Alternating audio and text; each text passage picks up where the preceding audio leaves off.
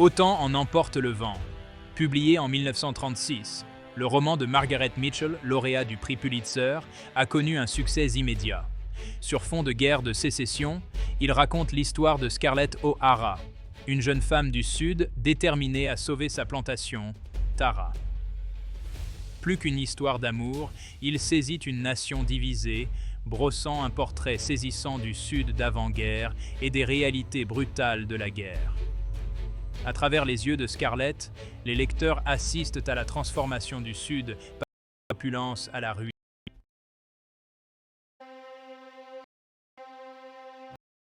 Scarlett O'Hara est l'un des personnages complexes de la littérature américaine.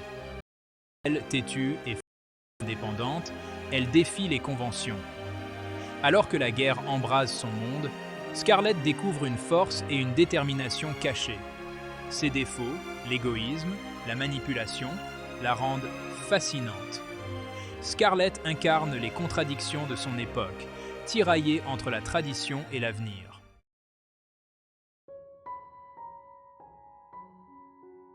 Autant en emporte le vent résonne auprès des lecteurs depuis des générations. C'est une histoire d'amour, de perte, de guerre et de changements sociétaux. La popularité du roman témoigne de ses thèmes intemporels et de sa capacité à transporter les lecteurs. Malgré les critiques concernant sa vision romancée du Sud antebellum, il reste une œuvre influente. Il suscite le débat, nous rappelant les complexités du passé.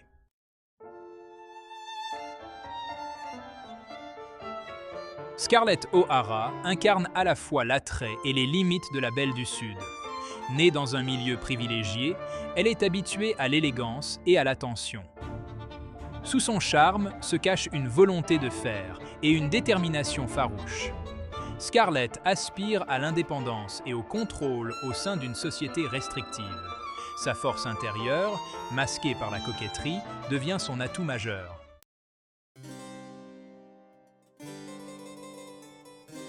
Scarlett O'Hara est marquée par les valeurs du Sud d'avant la guerre de sécession. Elle croit en ce mode de vie sudiste, mais défie les conventions sociales. L'esprit indépendant de Scarlett est source de conflits intérieurs.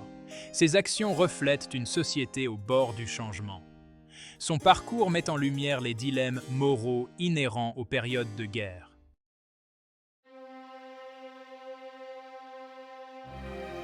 La transformation de Scarlett est au cœur de « Autant en emporte le vent ».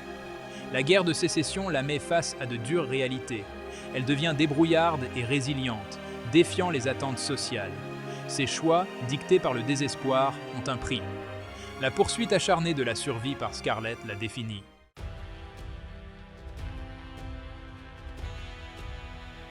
Les tambours de la guerre viennent briser la paix du Sud. En 1861, la nation est déchirée par l'esclavage et le Sud fait sécession. Les jeunes hommes s'engagent, inconscients des horreurs qui les attendent. La guerre civile plonge la nation dans le bain de sang et le bouleversement. Le monde de Scarlett est bouleversé par la réalité de la guerre.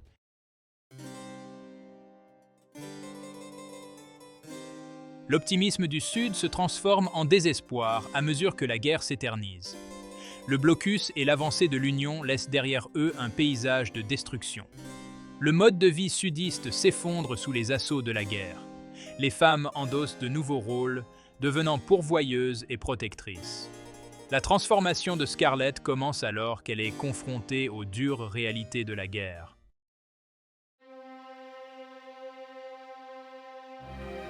Alors que la Confédération s'effondre, Scarlett doit faire face à son plus grand défi.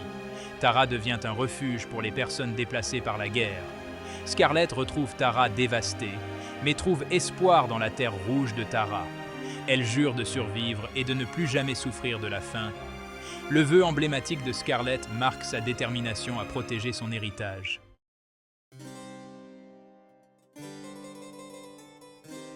Le voyage de retour de Scarlett vers Tara est marqué par l'épuisement et le désespoir. L'ancienne plantation majestueuse est en ruine, un témoignage brutal de la guerre. La vue de la désolation de Tara éveille une peur primale chez Scarlett. Elle est confrontée au poids de la responsabilité de l'héritage de sa famille. La détermination de Scarlett à reconstruire Tara témoigne de sa résilience.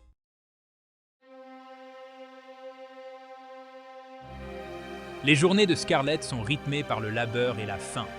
Elle travaille aux côtés des esclaves restants, tissant un lien avec eux. La survie devient leur seule priorité. Le courage et la détermination de Scarlett motivent ses compagnons. Elle jure de ne plus jamais connaître la faim, se transformant en une véritable survivante.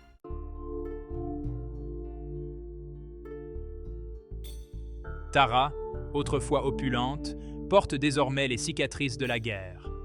Au milieu des ruines, une nouvelle beauté, celle de la résilience, émerge. Scarlett apprend à trouver sa subsistance et l'espoir dans la terre. Tara devient un témoignage de sa volonté de survivre. La guerre forge la force de Scarlett, faisant de Tara un phare d'espoir.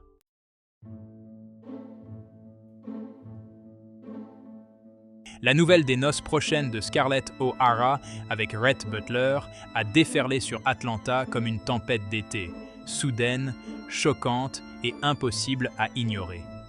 Scarlett, veuve pour la deuxième fois, sa réputation en lambeaux après une série d'affaires scandaleuses, semblait mal assortie au célibataire le plus convoité de la ville, un homme réputé pour sa fortune, son esprit et un charme canaille qui à la fois intriguait et déstabilisait l'élite d'Atlanta. Leur cours, si l'on peut dire, fut un tourbillon de conversations chuchotées, de regards volés lors de réunions mondaines et d'une tension palpable qui crépitait entre eux comme la foudre dans un ciel orageux. Rhett, les yeux pétillants d'amusement et de quelque chose de plus profond que Scarlett ne pouvait déchiffrer, semblait se délecter de son mépris des conventions sociales, son ambition inébranlable contrastant avec les façades réservées des dames respectables d'Atlanta. Scarlett, nourrissant toujours un attachement persistant pour l'inaccessible Ashley Wilkes, a d'abord écarté les attentions de Rhett comme un mélange d'amusement et de tentatives calculées pour provoquer une réaction de sa part. Pourtant, sous sa façade d'indifférence soigneusement construite, Scarlett ressentait l'attrait indéniable de son charisme, l'attrait d'un homme qui voyait clair dans ses défenses et semblait se délecter de ses complexités. En Rhett Butler, Scarlett voyait un moyen de parvenir à ses fins, un moyen de s'assurer un avenir financier, de retrouver sa position sociale et de faire taire les chuchotements qui la suivaient comme des ombres. Il lui offrait protection, stabilité et une vie de luxe que les difficultés de la guerre lui avaient fait désirer avec une intensité qu'elle ne pouvait nier.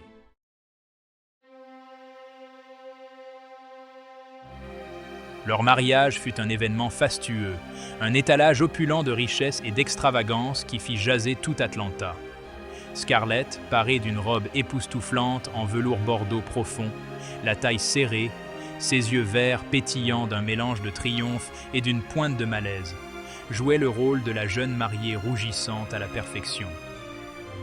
Pourtant, sous la surface de la célébration et des sourires forcés, un courant de malaise traversait les festivités, une tension palpable que même les musiciens les plus habiles ne pouvaient masquer. Rhett, impeccablement vêtu d'un costume sur mesure, ses cheveux argentés brillant sous la lumière chaude des lustres, semblait se délecter du spectacle, ses lèvres incurvées d'un sourire entendu qui intriguait et troublait à la fois sa jeune épouse. Il avait conquis la femme la plus célèbre du Sud, le prix ultime d'un jeu auquel elle ne réalisait même pas qu'il jouait. Leur mariage, une union forgée dans le creuset de l'après-guerre et alimentée par un puissant mélange d'ambition, de désir et d'une compréhension partagée des règles tacites des jeux de pouvoir, était une danse constante entre passion et conflit. Scarlett, habituée à obtenir ce qu'elle voulait, se heurtait au refus de Rhett d'être contrôlée, à son insistance inébranlable à percer à jour ses façades soigneusement construites. Rhett, quant à lui, semblait prendre plaisir à défier Scarlett, à provoquer sa colère et à exposer les vulnérabilités qu'elle essayait si désespérément de dissimuler. Il la couvrait de cadeaux extravagants, comblait tous ses caprices, mais ne lui abandonnait jamais complètement le pouvoir, son amour étant une épée à double tranchant qui la captivait et la blessait à la fois. Au cœur de leur mariage peu conventionnel, des lueurs d'affection sincère scintillaient entre Scarlett et Rhett. Des moments de rire partagés et de confidences murmurées. Rhett voyait en elle un esprit aussi sauvage et indompté que la terre qui lui était chère. Il encourageait ses entreprises, même lorsqu'elles défiaient les normes sociales, la défendant contre l'élite d'Atlanta qui chuchotait derrière ses mains gantées. L'amour de Rhett apportait une certaine stabilité au monde tumultueux de Scarlett. Pourtant, une ombre planait sur leur mariage, enracinée dans des désirs contradictoires. La naissance de leur fille, Bonnie Blue Butler, apporta un bref répit aux tempêtes qui faisaient rage au sein de leur mariage.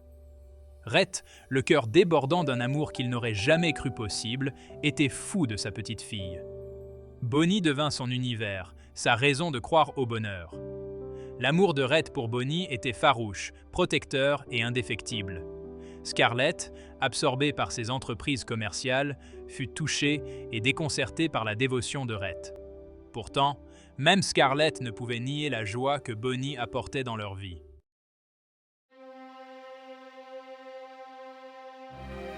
Le soleil de l'après-midi projetait de longues ombres sur les pelouses manucurées de leur propriété, tandis que Bonnie, ses boucles dorées rebondissant, faisait courir son poney à travers la prairie, son rire porté par la brise comme une mélodie insouciante.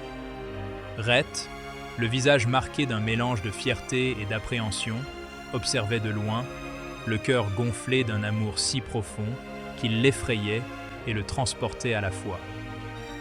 Scarlett, son attention momentanément détournée de ses livres de contes, émergea de la maison, le front soucieux en regardant son enfant s'abandonner à une telle imprudence.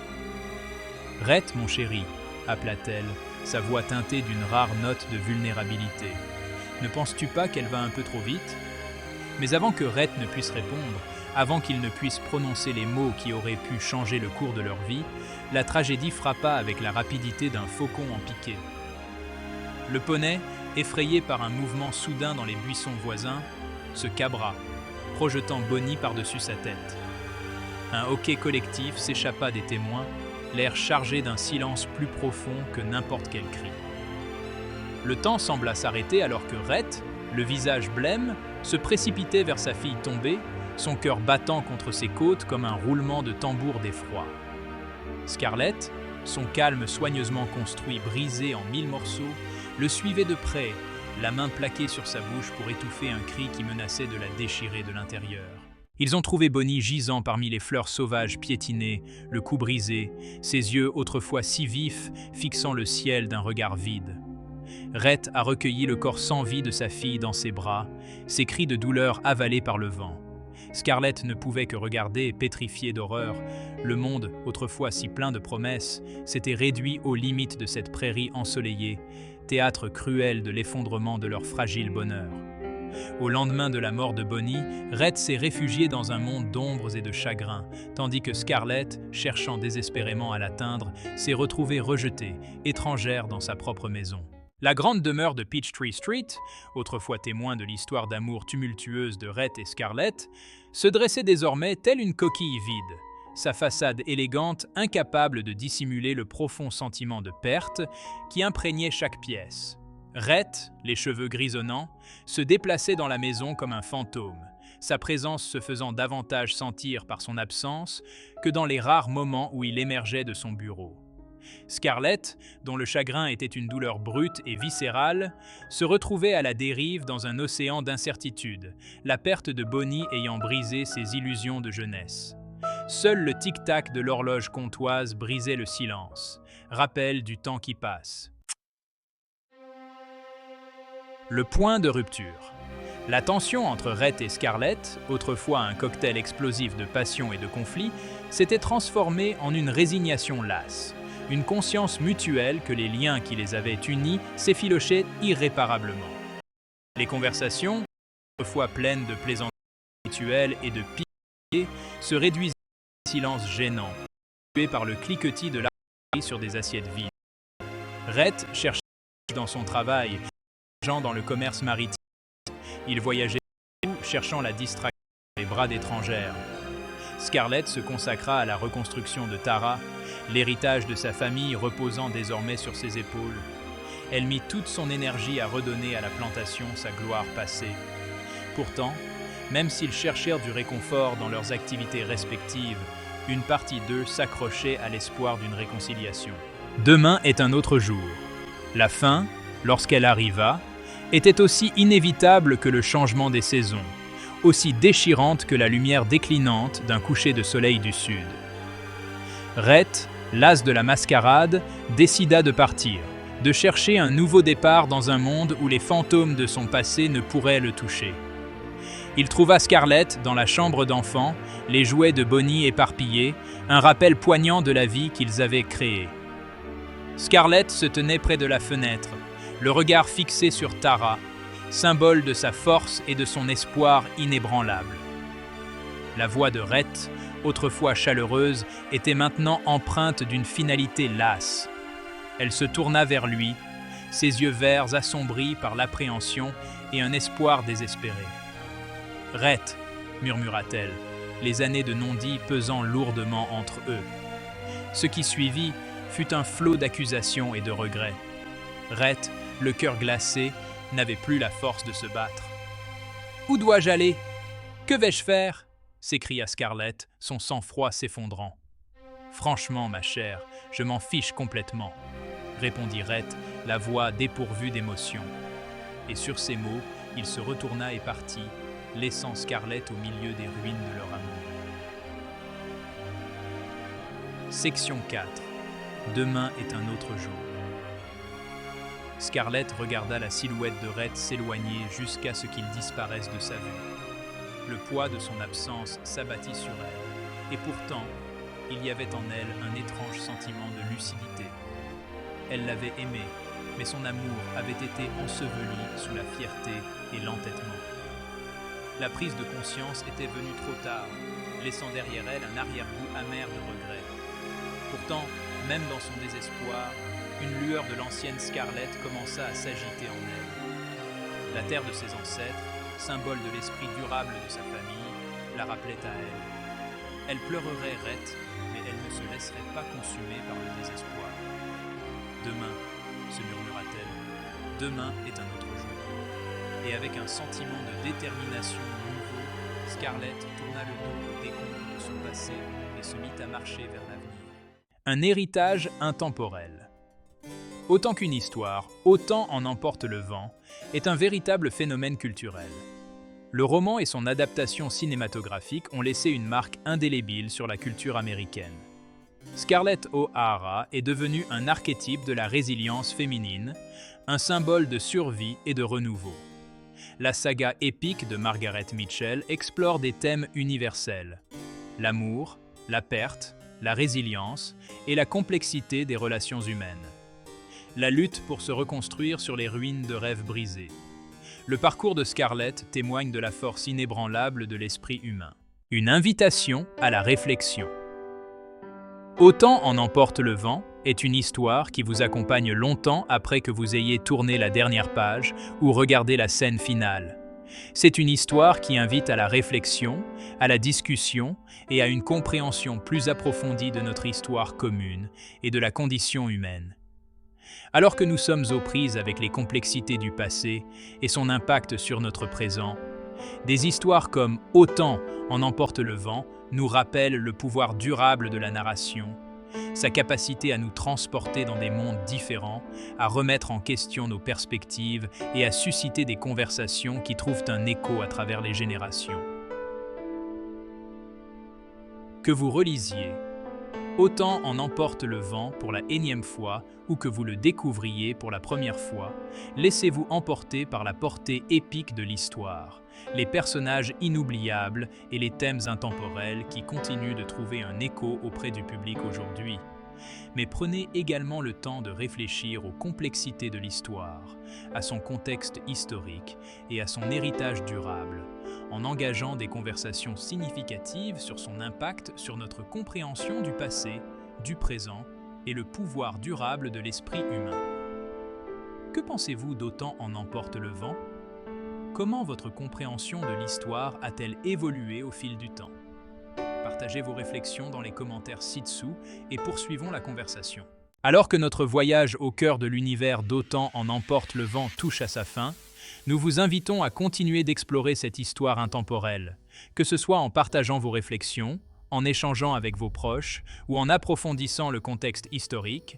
Votre engagement contribue à faire vivre cette conversation pour les générations futures. Si cette vidéo vous a plu, n'hésitez pas à liker, à vous abonner et à la partager. Votre soutien nous permet de vous proposer davantage de contenu pertinent. Cliquez sur les boutons interactifs pour vous abonner à notre chaîne et partagez cette vidéo avec ceux qui pourraient la trouver aussi captivante que vous. Merci de nous avoir suivis et souvenez-vous, demain est un autre jour pour explorer, réfléchir et s'intéresser aux histoires qui façonnent notre monde. Likez, abonnez-vous, partagez avec le bouton interactif